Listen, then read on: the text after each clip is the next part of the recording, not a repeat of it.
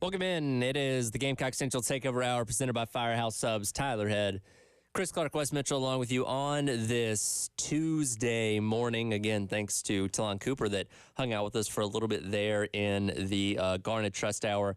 Got a lot of good things for him.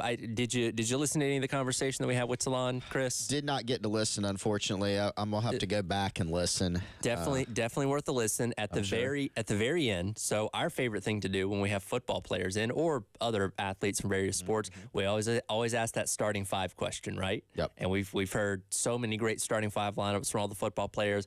Well, I flipped it. I said, if you're putting together a football team, who from, and obviously not enough bodies to have a full 11, but he gave some interesting answers on who he would put like on his team at what spots. Like Colin Murray Boyles would be like a tight end. He thinks Michu would be like a good DB, have Studi at wide receiver. He'd be quarterback. So I mean, that makes a lot of sense. Building a football roster out of the men's basketball team. I like it. There was a clip, I think this was maybe, I feel like it was 2 years ago, and it was Olivia Thompson and Zaya Cook throwing the football in the indoor facility, and they had better arms than some of the people I see coming through the camps in the summer. That always reminds me anytime like the conference championship games when they do the Dr. Pepper tuition toss, there's inevitably one team is always getting beat, usually like by a couple scores at halftime, and like one quarterback's always had a bad performance. So there's always like, hey, somebody tell Katie from Texas to go suit up for whatever team she's throwing better than that quarterback. So probably a lot of the same thing. Well, you can't do the you can't do people the start doing pass. the push pass. I mean, you can. I've always wondered, like, one-handed. if you were just going full range of just throwing darts, like a normal throwing of football, like how much time that would cost you. If you were accurate enough, is it worth maybe missing out on 2 or 3 throws to go through the full range of tossing a football? I don't know. I feel like at that, I mean, they do the one at Williams-Brice too. Right. But like during quarters, halftime, TV timeout, whatever it is. And, I mean, that one's tough. Yeah. I mean, we got to make, 7 in 30 seconds? Something like that. Yeah. And you think about it, I mean, I don't have a good depth perception of this room, but like from one wall to the other in here, it's got to be 20 some odd feet, something like that. And you're trying to make it into just a small, 3-foot hole, if that. Yeah. Not even that big. It's not easy. Need to get an actual college or pro quarterback to try that. I mean, they would fare better than the average person, but Yeah. I don't know they'd be out there kneeling every single one of them. Anyway. Yeah, I don't know. It's just it's one of those thoughts that always pops in my head whenever I see one of those kind of things. Yeah. But getting back to the original point, great conversation with Talon Cooper, who again has been an integral part of this basketball team, and still more games to play in the regular season, going on the road to A&M tomorrow night. Still with the opportunity to win the SEC if things kind of fall your way with Tennessee and Alabama over the next couple weeks. And obviously, who knows what happens with the tournament and all that kind of stuff. But they definitely put themselves in a great position through 27 games so far. Well, Texas A&M is kind of a strange team, and for those listening, you may say, well, your point's kind of silly because South Carolina has a couple of blowouts on their ledger as well. But overall, obviously, South Carolina's record is much better than the Aggies. This is an A&M team that, what have they done this year? They beat Tennessee at home, right? Great team. Kentucky at home, too. They beat Kentucky at home. They got destroyed by Tennessee. Their conference record is not very good. I mean, they're 15-12 overall. They're 6-8 in SEC play, and they've lost 4 straight games. Now, this is something you pointed out yesterday. 3 of those losses have been on the road. Yep. This is a team that the evidence is they are, for whatever reason, much better at home. They're much better at home. But if you look at South Carolina, this is still, despite what the metrics say, still a very winnable game. Once again, did we talk about this yesterday? I think Wes and I talked about it on our podcast on GC Live. Once again, the computers don't like South Carolina. Did y'all talk about that with Talon? No. Why do the computers hate you so much? We talked about kind of the general disrespect that they've gotten for a lot of the season, but not specifically the computers, which it is kind of weird how South Carolina does seem to get the short end of the stick on all that. They really do. I mean, it's kind of strange trying to look up what the metrics are. I mean, it wasn't like, it wasn't like 59% Texas A&M either. Yeah. Like it was more than that. Well, there's not. I think the Mississippi State game, I think, is I think it's the Florida game that's like almost a 50-50 split. But like home game tomorrow night against A&M, it's like 73-28. Mississippi State at the end of the year is the same thing. Tennessee in a couple weeks in a couple games is the same thing. Like, yeah, it's just always. And like this past weekend against Ole Miss, it was like 73-27 or something ridiculous like that. Yeah, here are the odds. Yeah, you're right. I think you about nailed it. A little over 72% in favor of A&M. This is per ESPN's analytics. Next game against Florida, 52% Gators at Colonial Life Arena. Yep. Tennessee, again, Colonial Life Arena, 78% Tennessee. And then on the road at Mississippi State, 77% Mississippi State.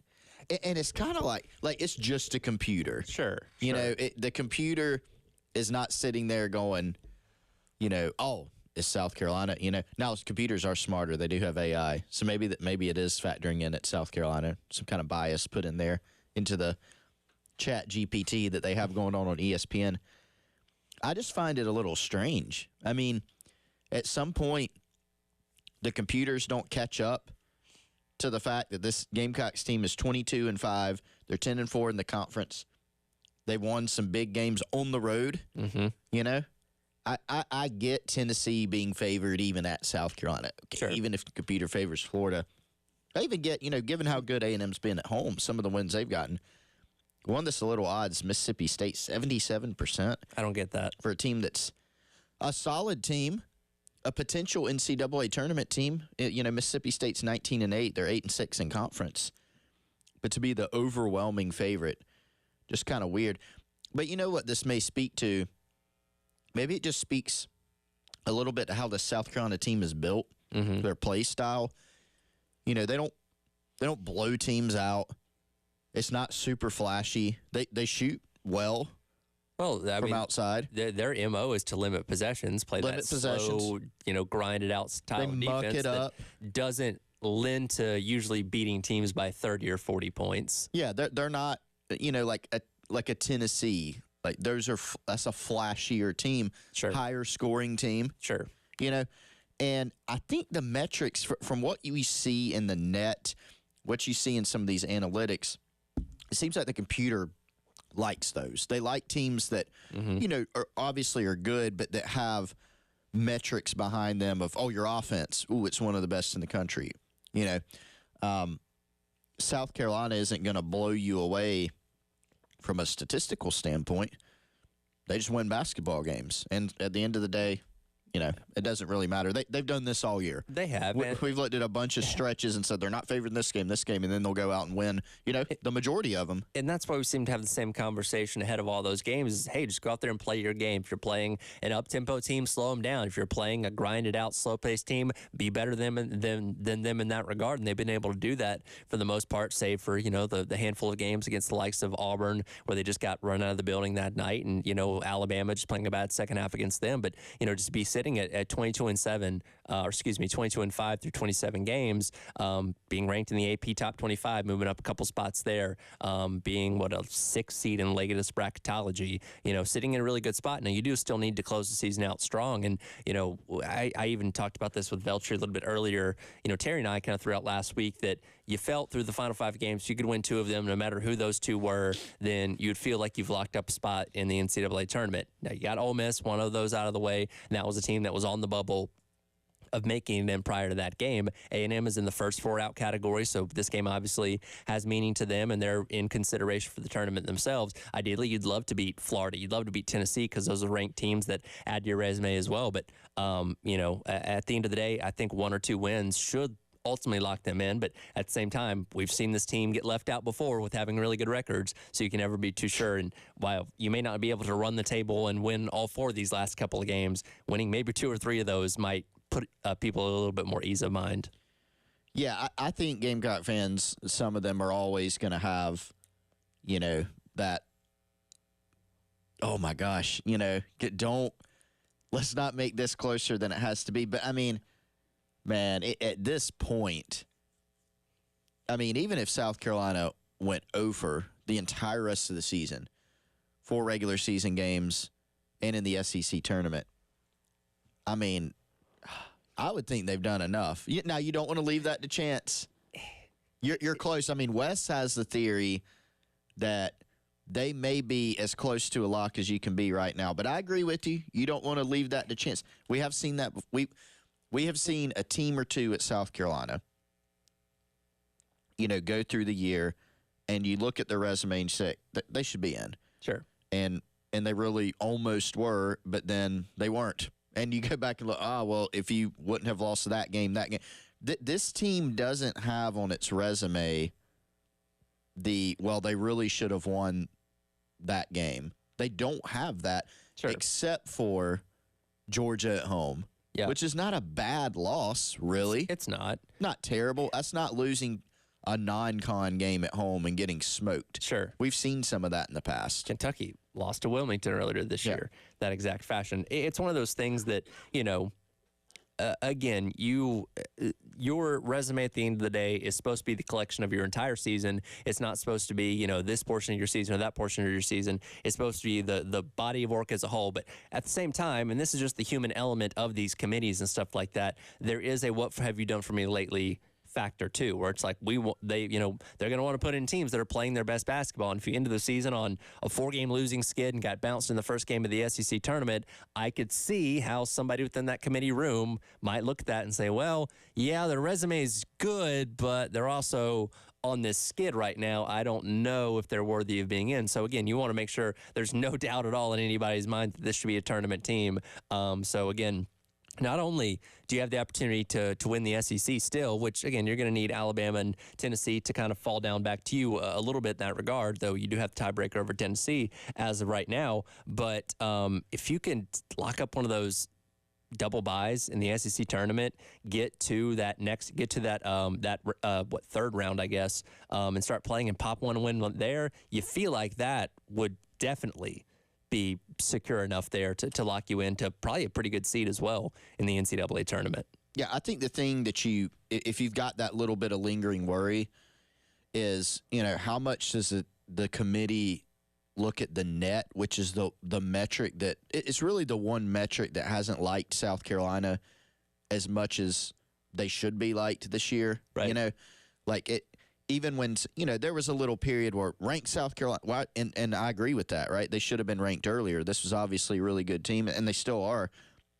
Even when they got ranked pretty highly and moved up, the net didn't match up with that. What was it? 30 spots off. Sure. 40 spots off. And so you're like, man, and so you can start and envision, if they go on a little skid here, what's that going to do with it? I don't know. Heck, maybe they'll move up if they lose 4 straight games. It's hard to predict with that thing. It really is. But, if you could grab – man, I feel like if you grab one more out of these last 4, it's going to be extremely hard to get left out. So this is a team that has taken care of its business. They've responded all year when they've needed to. Mm-hmm. Big response at Ole Miss, right? You lose 2 straight games. Is this the skid? Is it coming? No. They answered that. They answered the call there. And so I think if you go win at A&M, I think that's going to be – you don't have to win that game, right? But it's a sure sign that I think you're on solid footing. Right.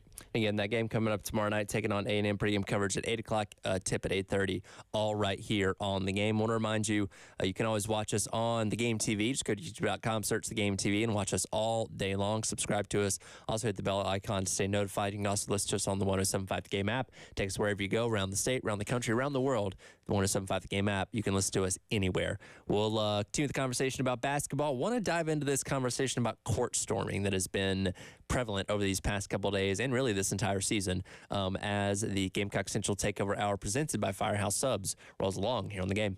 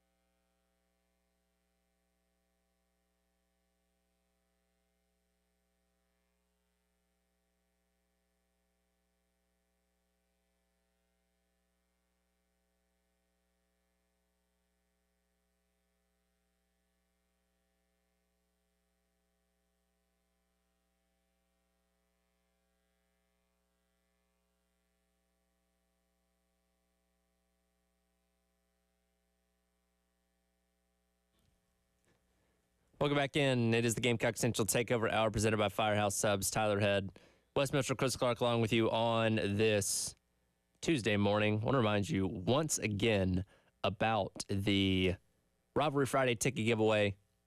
Your chance to see Carolina and Clemson take each other on out at Founders Park coming up on Friday. The winner will be announced a little bit or tomorrow on the post-game show at 5:15. Go online to YouTube, subscribe to our channel, The Game TV, and then go to 1075thegame.com and fill out your form. Hit submit for your chance to win. Again, the winner will be announced tomorrow at 5:15 on the post-game show with Jay and Elijah. Your chance to see the Gamecocks and the Tigers take each other on at Founders Park later on this week on Friday. There's been this conversation around college basketball really this entire season because you had the Caitlin Clark thing that happened a couple weeks back, a month or so ago back now, whenever it was at Ohio State, and then the Kyle Filipowski thing that happened this past weekend with Duke and Wake Forest about the future of court storming within the sport. And I guess to a lesser extent field storming, with football and everything, but mainly talking about court storming because you had these incidents with Caitlin Clark, getting run over by the fan that was trying to vlog herself being out there on the court, and Filipowski getting pirouetted through all these people running on the court the other day. Fortunately, he's okay, just a little bit of soreness, no knee injury or anything like that. But there seems to be this now movement with coaches, John Shire, Bill Shelf, Jay Billis was on ESPN yesterday talking about throwing people in jail for crying out loud for storming the court. Like, there really seems to be this big push for trying to take this out of the game, which it's one of the things that makes college sports so fun and unique that, hey, we don't want to celebrate a big win. Go out there on the court with the team itself. And I get it. We want people to be safe, and we don't want people hurting other players. But I really hope we get to the point where we're not taking this out of the game completely. Yeah, I mean, I've seen a lot of different opinions on this, and one of them that was on social media that I find myself leaning toward is, I don't think there's not a, to my knowledge now, there may be, we can Google it and find it. I don't think there's a court storming database, stormdatabase.com or something like that. You should start that. Yeah, and hopefully I didn't give out some malware site that people are going to start typing in. But, out of all of the court stormings, you can pick some examples, right? Like Bill Self, you listen to them, Tyler. But what is the percentage? Is it dangerous in some regard? It is. The SEC, some people are like, well, we'll fine the schools. Okay, well, the SEC has $100,000 fine. Mm-hmm. Second offense, $250.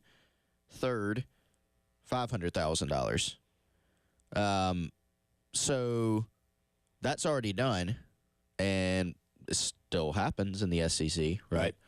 So I saw there's a piece on this on ESPN with a few college basketball writers, so Myron Metcalf, Jeff Borzello, Joe Lenardi, and a lot of them are saying, hey, if his students take their tickets away, I don't know the answer. I just don't know.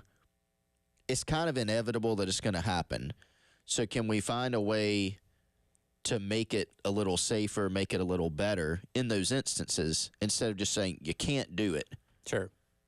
I mean, the funniest part of it is, like, I remember the South Carolina-Tennessee game last year in football. So field storming, even more people. Yes. Even more chaotic. I went down there and checked it out. It was pretty crazy. And, you got all the people, you got all the people lined up. You weren't just observing that when you were down there on the front lines, Chris. I don't want to say front lines. I mean, I went down there and looked at it. Chris is giving us his old man vibe. Took a peek. These crazy kids. Look at them. Were you on the field? Yeah. Okay. All right. I went down there and looked at it. Went down there and checked it out. Somebody comes across it's research purposes. I'm doing this for work. Yeah. Taking some pictures. They're the ones having fun. I'm just observing. But all the event staff people, I mean, bless their hearts, they all line up.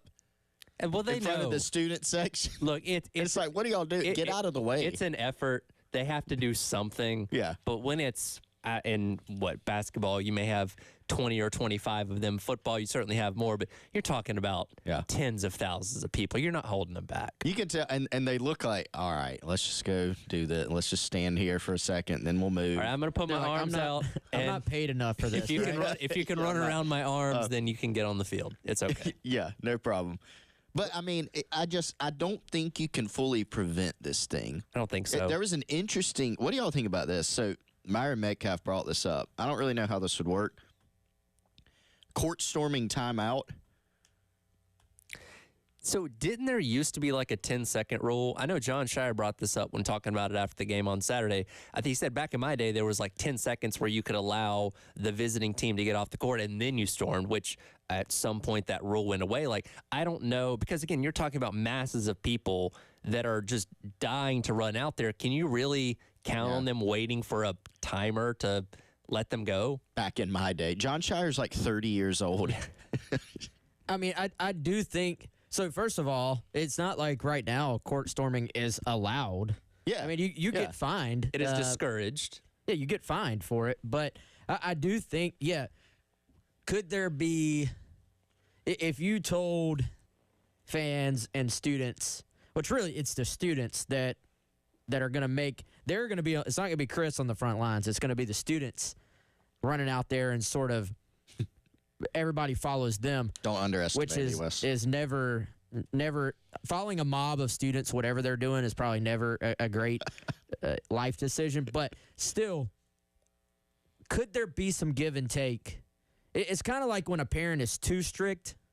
You know, like, could there be some give and take of, look, guys, we know we can't stop you, but give the other team 8 seconds to sprint to the locker room, and then you're still gonna get fined. We're still we're not saying go for it, right? But there are some severe consequences to like that. That could be the same as running out on the court in the middle of a game. Like we're going to start arresting people. Sure. I brought up the point yesterday talking about this with Terry. Like, again, those couple dozen security guards aren't going to hold back thousands of people from storming on the court. So instead, why not? Because again, in a lot of these cases, the buzzer beaters are a little bit of a different story, but a lot of cases, these things, you see it coming, it's inevitable, the crowd starts to pack up, getting ready to run there on the court. In those waning seconds, why not take the security team and just create a bubble around the visiting team and just get them off into the tunnel, get them off into the locker room, and keep them as safe as you can, and then let people do whatever they're going to do. And again, you're still discouraging it. You're still going to find the school or whatever it may be, but that way you're at least, addressing the issue of player safety by trying to build this human wall around them to at least get them off the court first.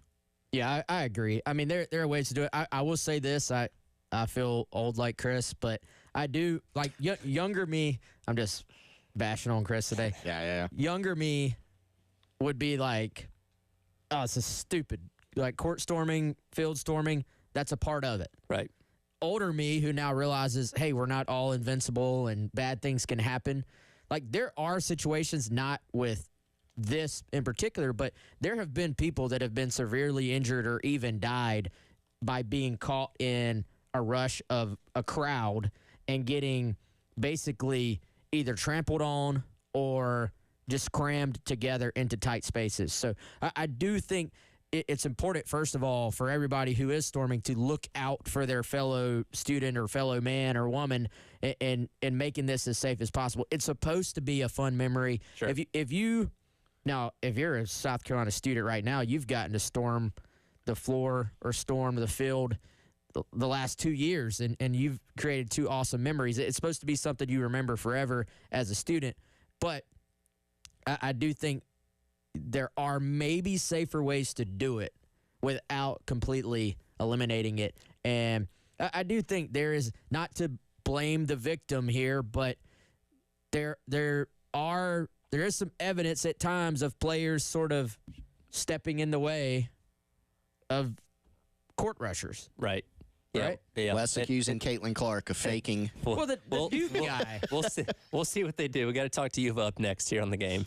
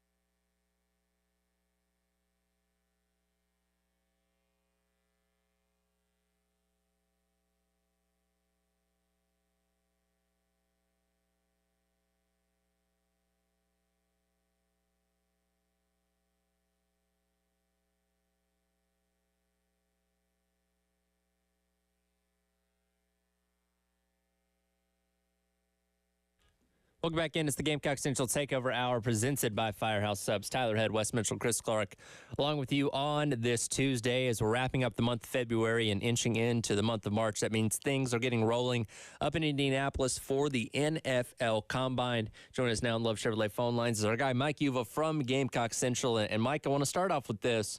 A lot of conversation about Spencer Rattler with his performance at the Senior Bowl a couple weeks ago and starting to climb in some people's eyes in the draft board. He is going to be one of the quarterbacks participating in throwing at the Combine as opposed to Caleb Williams. I think I saw that Jaden Daniels also wasn't going to be throwing. How beneficial is this going to be for Spencer Rattler to be able to show up the arm strength that we've seen from him here at South Carolina the past couple of years in front of those NFL scouts up there in Indianapolis this week?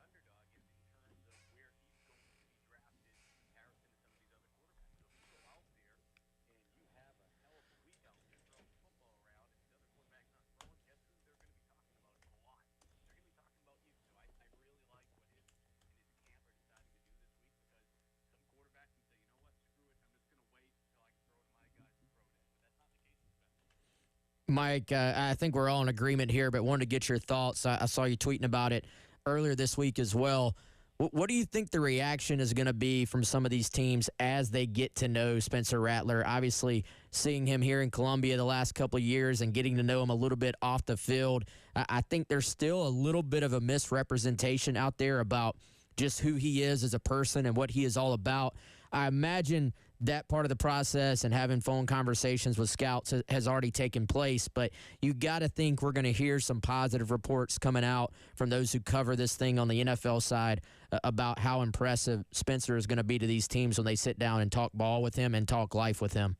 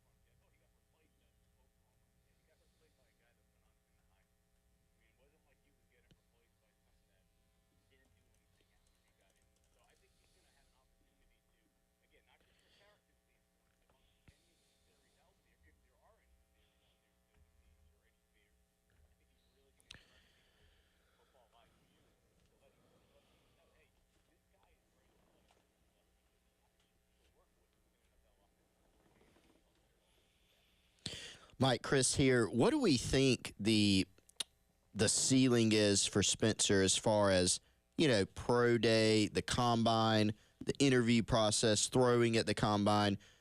How far up can he move? You see some things circulating around social media now, some reports coming out saying, hey, a certain scout, an anonymous scout, likes Spencer Rattler more than Bo Nix and Michael Penix. Now, who knows the motivations for that? They may not actually even like Spencer more. They might just be putting that out there. But it seems like he's had upward mobility since the Senior Bowl, and it seems like he's got a little bit more. But how far do you see that going?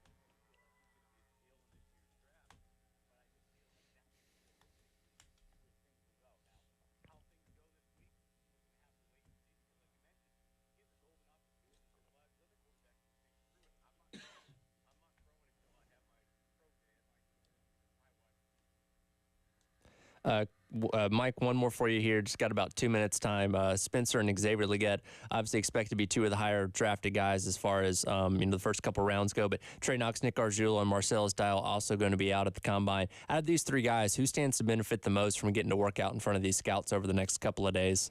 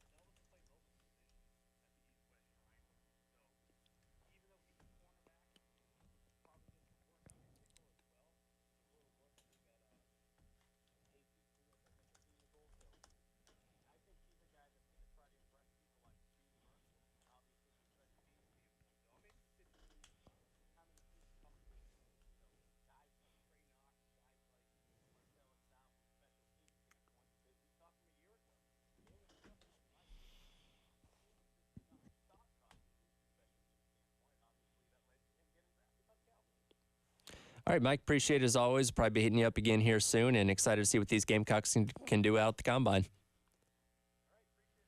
And Mike Uva from Gamecock Central, keeping us updated on all things with the NFL Combine. We'll come back and wrap up today's edition of the Gamecock Central Takeover Hour presented by Firehouse Subs here on the game.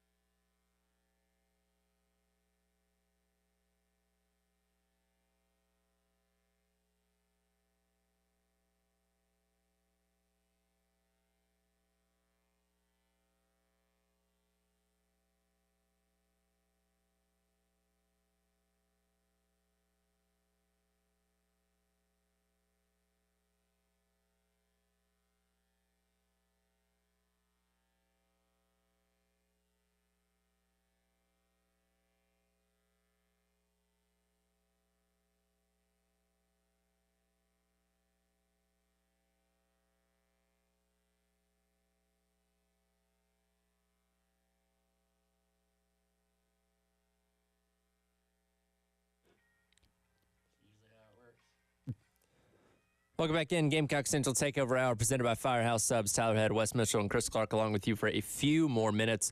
We only got a couple more days left in February. Then the calendar turns to March, and March means, well, that really big basketball tournament will be here very, very soon. And, I love the first couple of days of the tournament where you just have like 5-6 games on at the same time. You got to have all the different screens going. If you wanted to have, let's say, a multi-TV setup in your home for that day exactly, who should you call about that? Nice, Tyler. Nice. Yes, very nice. I actually have thought about this and done some research, and I would recommend our friends at Integrated Media, Michael and Nathan. If you want like a 96-inch TV wall, or even I think you can do a singular TV that's 96 inches, they can handle everything from helping you pick out the equipment. See, there's a good question for him. I should call him. Hey, is there a 96-inch TV? Does that exist, or do I need a wall with a bunch of TVs? He would know the answer immediately. You don't have to go to the big box stores. They can handle the equipment for you, and they can handle the installation. And if you need something more intense, more in-depth than a TV mounted, right, picking out your equipment and mounting it, they can do your man cave. They can do a complete smart home system. They can do all of it. IntegratedMediaInc.com or 803-948-8327. You should also check them out on social media because you can see some examples of their past work. Facebook and Instagram, Integrated Media, Columbia. So the big question for South Carolina as far as its coaching staff goes is who's going to fill the wide receiver coaching vacancy that James Coley left behind the other day as he filled the same spot at Georgia. But we did actually get an addition to the coaching staff yesterday with Tim McConnell coming in as a special teams analyst to help under Joe DeCamillis. And this is a guy, when you look at his prowess around, college football, was a part of Northern Texas last year, which was a top 20 team according to Pro Football Focus as far as special teams numbers go. So another good mind to have in the special teams room here. I'll let Chris tell you about him because he knows a little bit more, but I will say this. That's a pretty highly coveted spot, believe it or not, is South Carolina special teams analyst because the last two guys that have sat in that role have moved on to being full-time special teams coordinators. So obviously those were all under Pete Limbo, sort of learning under his tutelage, but I got to imagine learning under Joe D also carries quite a bit of weight. And Wes, when we sat down with Shane Beamer earlier this year, he mentioned at that time that they were in the midst of the interview process. What did he say? They had talked to, 6 guys? I think he said that weekend they had interviewed 6 guys. Yeah. So, and you're right. I mean, because if you're a special teams analyst, it's going to be similar to special teams coach, right? Like, as a special teams coach, man, I'm going to get lots of meeting time. It's going to be prioritized. That's a huge reason that Joe DeCamillis took this job. You see what Pete Limbo did. You see kind of the structure and how it's integrated throughout the program. Same, you may say, special teams analyst, whatever, big deal. But Stanton Weber was really good under Limbo. He was a key part of that operation. Shane Beamer has said as much since Stanton Weber left, now at Toledo, and then Tyler Zielinski, who was hired by Jody Wright at Murray State. So this is kind of the next guy up in Tim McConnell. Interesting resume because from what I can tell, he was at Rice and Memphis, 2 places that Pete Limbo also was at, but didn't quite have a season carryover with them. Like he followed right behind. I have a feeling maybe they know each other somehow, and there's some kind of tie. But he's a guy who's, a young coach who's only been coaching, started his career at 2017 as a student assistant. But nonetheless, this is going to be, an important role. It's not going to get as much, publicity as, hey, who's the next wide receivers coach, right? And I understand that. But nonetheless, especially here at South Carolina, an important hire and one worth knowing. And I mentioned, he was with North Texas last year. That was a top 20 team per Pro Football Focus as far as overall special teams grade goes. Going back to his time at Memphis, he helped with Chris Howard, who earned all American Athletic Conference honors with 20 made field goals that season. So a lot of, small accolades here that, are on this guy's resume. That'll be great to add to this already good special teams room that South Carolina has. Yeah, and I think those are the guys, the more I do this, the more you keep an eye on those guys throughout their career. They may leave for on-field jobs, but then this is a guy who maybe one day is South Carolina's special teams coordinator. That's a couple steps forward, but I think you always sort of keep an eye on who's filling these roles when they're young coaches. A lot of times they find their way back to where they were initially. So I think it's never a spot that's going to be interviewed in the media room or even most of the time featured on TV, but there is a ton of behind-the-scenes work that goes into fulfilling that role. I was going to say the majority of fan bases are probably not, or majority of the fan base is probably not going to know what this guy looks like for the most part, unless just happens to show up on the sidelines or something like that. But again, a very important role on a very important asset of this team and special teams, which of course we know is paramount for any Coach Beamer coach team. For sure. By the way, real quick before we get out of here, guys, did y'all see Jackson Dart's newest NIL deal? Not bad, not bad. So he's got a deal with Nicholas Air. That's right. First of its kind. He has access to a private jet now that will take him for training, for I guess sometimes for personal reasons, pretty much whatever he wants, I guess.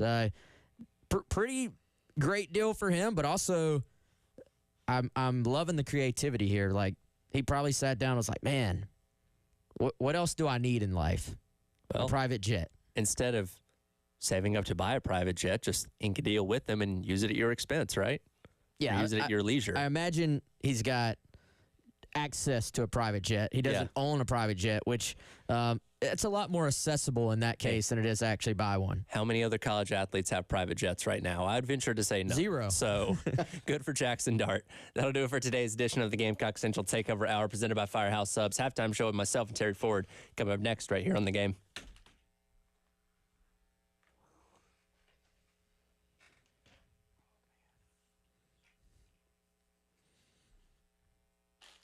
Hey, you're not going to need a private jet to find your closest Firehouse Subs because there are 14 of them in the Midlands, all owned by our good friend Larry Chandler. And I think, you know what, guys, you're probably, wherever you're sitting right now, maybe even within walking distance of a Firehouse Sub, certainly within close driving distance. So why not go ahead, order your lunch right now, head on over to firehousesubs.com on your phone or your computer. Or do it one better. Go ahead, download the Firehouse Subs app so that you can save all your favorites, so that you can put your payment information in there and have it waiting for you every single time you order when you avoid the wait and order online with the Rapid Rescue to go. You're also going to get points every single time you order. I got an idea right now. Try the Chicken Parmesan Meatball Sub, available for a limited time only. It is lunchtime.